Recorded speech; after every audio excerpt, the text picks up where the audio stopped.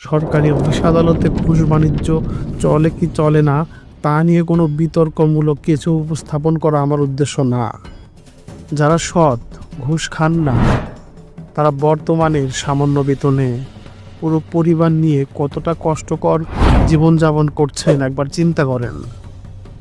সরকারি চাকরিজীবীদের ন্যূনতম বেতন সর্বনিম্ন স্কেল হওয়া উচিত 20,000 টাকা।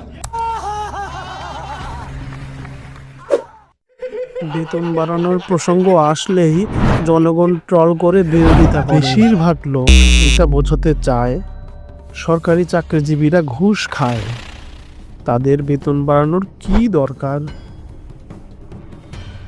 সরকারি চাকরিজীবী মানেই ঘুষখোর না।